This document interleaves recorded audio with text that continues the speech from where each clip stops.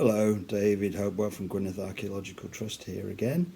This is the second lecture in a short series of informal lectures looking at the work of the Trust. I've been working on Roman projects over the last quite a long time. This is the second lecture and we're looking at the Roman Fort Environs project, which is where we started off with our studies of Roman Gwynedd. I'm a senior archaeologist at Gwynedd Archaeological Trust. You can find out more at www.heneb.co.uk. In the first lecture we looked at the invasion of North Wales pretty much through the writings of Roman writer Tacitus and looked at a timeline. So this time, from now on, we're going to kind of focus on the on Gwynedd Archaeological Trust's projects, so we're starting off with the Roman Fort Environs project. A bit of background: this was a project that was part of our CADU grant-aided programme of work, and it's really classed as a scheduling enhancement project. So we're looking at ways of getting further information about sites of national importance, and seeing if we can increase their protection if necessary. Feel like a bit of a fraud. We're saying that this is the recent work of Gwynedd Archaeological Trust. I was somewhat horrified to realise that we actually started this project 21 years ago in 1999, but kept it going on in little dribs and drabs until quite recently. It's all been published. It's appeared in a couple of places. The initial paper was in Britannia in 2005, Roman Fort Environs in northwest Wales. But one of the other products of our Roman and other people's Roman projects is a book put out by the Royal Commission on the Ancient and Historic Monuments of Wales. Historical Monuments of Wales, I should say, called Roman Frontiers in Wales and the Marches. So we're looking at the Roman forts in North Wales that were set up after the invasion of Agricola. The slide shows a map of the forts that we know about and the roads. These are all auxiliary forts. They're bases for auxiliary troops. They're not Roman citizens. They were recruited from the provinces. The exact numbers of troops in the forts are not that easy to determine, but it's probably looking at 500 or 600. But many of these might be deployed on duty away from the base. Most of them initially had turf and timber ramparts and timber buildings, and then some were rebuilt in stone. They're all pretty much built to a standard plan. Now, the reason why we wanted to look at Roman forts is as part of our schedule enhancement programme was the scheduled area, i.e. the protected area around the forts, tended to be a very handy playing card shaped area of protection, and not really looking at what was known outside the fort. And we know from other places in the world, and indeed within the local area, that the fort was really the centre of a wider landscape, there was a lot of things going on in the landscape around the fort that was associated with it. This slide here is an aerial photograph of Canovium in the Conway Valley, I think taken by J.K. St. Joseph from Cambridge. This gives us an idea of a Roman fort sitting in its wider landscape. So we have the fort at the bottom, and to the top we can see a Roman road with little plots alongside it, and possibly some buildings. On the right of the fort we've got a bathhouse, and we can see roads going off in various directions. So this is the kind of thing we might be expecting around all Roman forts in North Wales and beyond, obviously.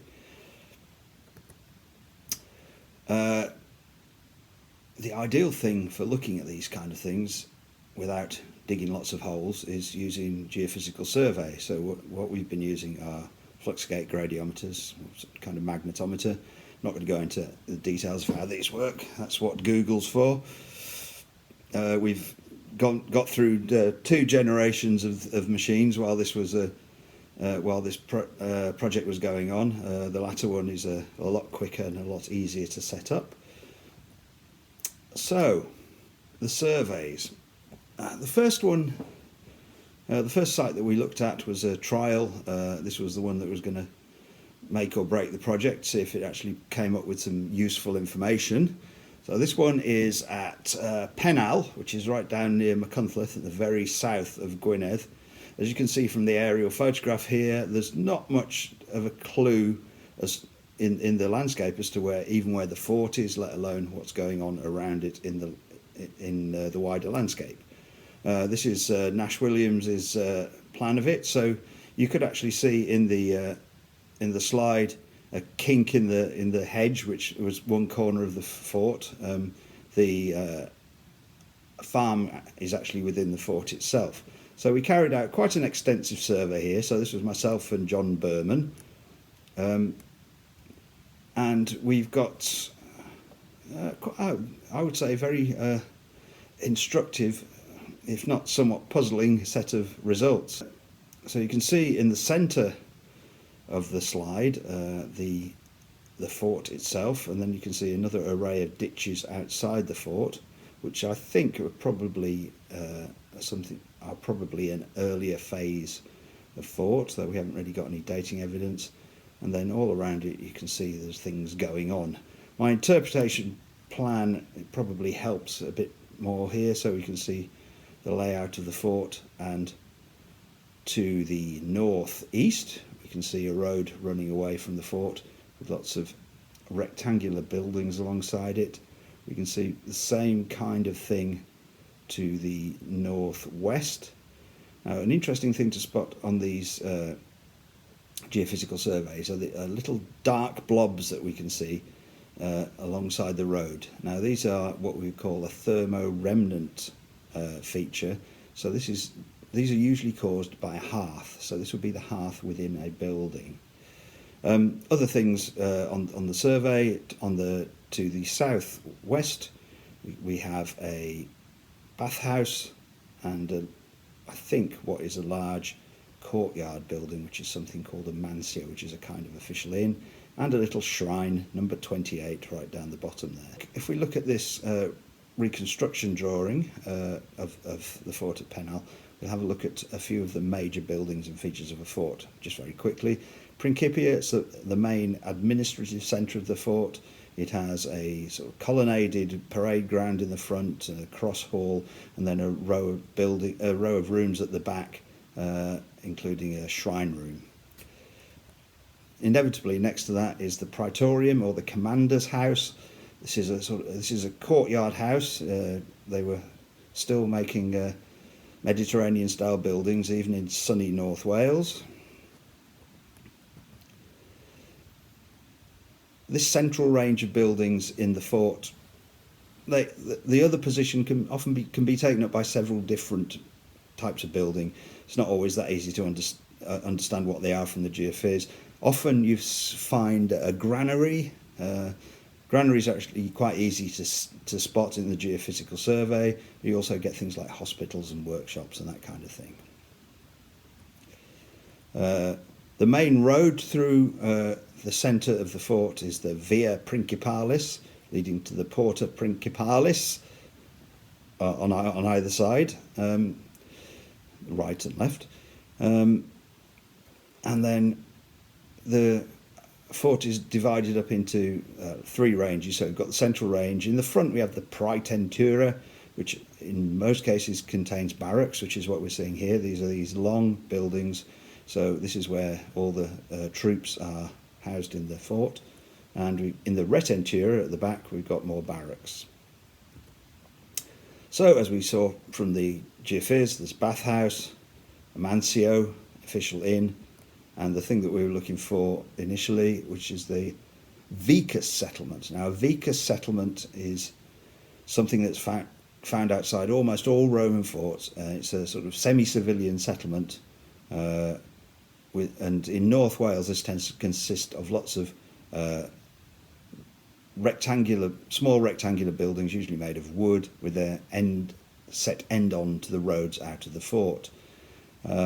These functions are all kinds of things. I think initially it's sort of camp followers who came in with the army, and then possibly people from the local community moving in there as over time, and so it's trading, craft working, sort of small industrial stuff, food and drink, and probably houses of ill repute. So this is the kind of the high street outside the fort. At Pennow, we did actually manage to have a look in detail at a bit of the vicus. This is a geophysical survey of the settlement, and you can see in these rectangular buildings quite clearly, particularly the one at the bottom left corner, very clear rectangular building with these blobs that, as I talked about before, which are the hearths within the building. We did a small excavation there which showed up a row of post holes, which is easier to see on a plan. You can see a row of post holes, 6, 7, 8, 9, 10, which are, so we had a sort of small aisled building there with a hearth in the middle, a hearth very close to the post hole, and so one of the posts holding up the roof. Unsurprisingly, it looked like the building burnt down.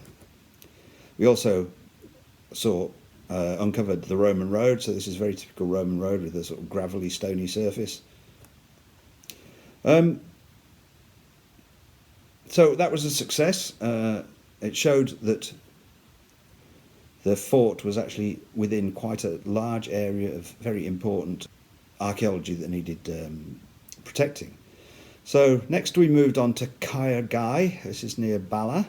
So this was again built in the late AD 70s, we think. This one is much more visible in the landscape. This is an aerial photograph of it. The square field in front of the farmyard is actually the ramparts of the fort. So actually, in this one, getting at and getting a good survey of the fort itself was probably not going to be a major outcome, but you can actually even see the parch mark of the road coming out to the right, and if you look very closely in front of the square field, you can just about make out the outline of some buildings in that field. So this had all been spotted quite over the years, so we could actually see some of these features, and we could see that there was a shrine and a cemetery were discovered at various times. So this is our survey. I did most of this with John Berman, but he carried out some of the high-res stuff in front of the fort and got superb results. What we can see again is that we have a great selection of activity on pretty much all sides of the fort, with the little blobs again in the geophysics showing where the hearths are within the buildings, but we can see buildings and all kinds of things here. We can also see the roads coming out of the fort, and then to the south east of the fort we can see a big anomaly, a very big strong anomaly, which is the result of the burning in the bathhouse. And then beside that we can see a huge courtyard building. So this is what we call, well, as far as we can tell, this is called a mansio. So these are within an annex on the end of on the end of the fort. The mansio, we think, is an official inn. So this had administrative functions and was to do with the Roman postal service and all that kind of stuff. It's almost a quarter of the size of the fort, so it obviously shows its importance. After the forts, we think the forts have been abandoned. We seem to be picking up a bit of Roman pottery that's later than that, and we're wondering if the mansio carries on after the fort has been abandoned. So it's still carrying on administrative duties, even though the fort has gone out of use. So here's the this is the interpretation plan. You can see we do seem to have a lot of activity around the fort. The vicus seems mostly to be on the northeast, but there's quite a lot of activity. Not quite sure how to interpret it all on the southwest. If we move on to Bryn y Gyfeiliau, or also known as Caerau, this is near Capel Curig. This was a slightly later fort, we think. We've got quite a lot of dating evidence from this. We think it was probably built in AD 90 or thereabouts. Again, not a lot to see from the air. The trees in the middle of the field there actually have some Roman remains in them that are still uncovered from excavations way back in the 50s or 60s, I think it was. It was mostly excavated by J.P. Hall in the 1920s, and he picked up the line of the ditches, and it seemed to be a rather curiously square fort with an annex to the west. Our geophysical survey wasn't terribly clear, but it did show us what was going on and why the fort looked a bit peculiar from Hall's trial trenching. This is my interpretation diagram, and it shows that we originally had a big playing card shaped fort, so you can see the ditches at both ends, double ditches, that was subsequently reduced by digging a ditch through the middle.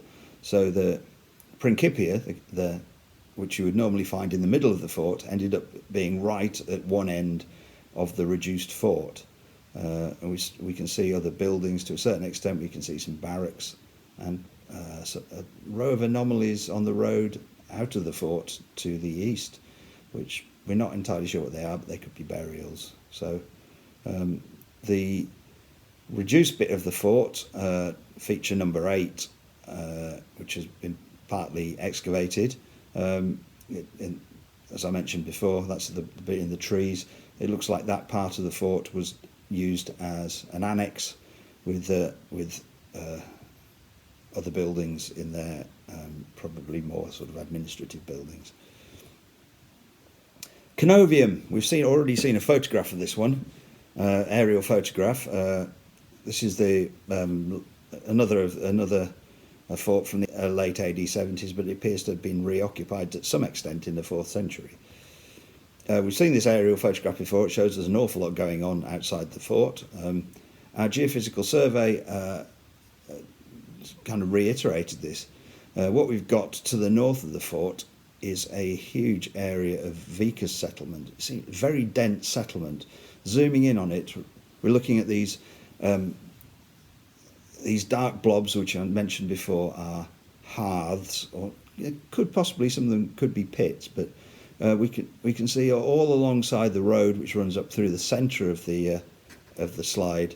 There are huge amounts of these dots, which are all hearths, and it looks like we've probably got alongside the road there lots of different phases of vicus buildings. So we've got these wooden buildings set end onto the road. There seem to be quite a lot of them, and they've probably burnt down or fallen down and been rebuilt. So that's why we seem to have all these overlapping things. There do seem to be quite a few other buildings there. Not entirely sure what they all are, but it shows that we've got this big landscape around the fort. It's very important. And very important to the running of the fort, and presumably a lot of archaeology under the ground there. This one appears to have some kind of a ditch around it, so it could be a defended vicus, which is slightly different to the other ones we've seen. Moving on, this is a site that we looked at after the main project, done in conjunction with the National Park, I seem to remember. This is Tomanamere in the uplands near Trawsfynydd, a very sort of remote fort. This is a plan of the wider, what we know about it from before we did the work. So we can see there's all kinds of things. We've got practice camps, a little amphitheatre, burials, a parade ground, a complete water system running into the supplying the fort. We've got roads with barrows and marching camps, and even the abutments of a Roman bridge, one that really is a Roman bridge. Our geophysical survey was a real challenge, but myself and John Berman got through it, and it came out better than I thought it would. We can see barracks on the eastern side of the fort very clearly. Not entirely clear what's going on on the western side of the fort. There seem to be some quite anomalous buildings there, but we don't even know from our geophys whether they're definitely anything to do with the Romans. They might even be to do with the Mott. Difficult to know at the from this, but definitely a lot of archaeology within the fort itself. One interesting new discovery up towards the north, we can see yet again those giveaway thermo-remnant blobs on the geophysical survey. So it looks like we have a vicus along the side of that road running up to the north, kind of north east side of the fort. Quite a lot of activity down towards the bridge as well, but you can see these big smudges of dark and light. This is the effect of the underlying geology. So almost all respects, this was a bit of a challenging geophysical survey, but we can actually see there are buildings down to the southeast as well.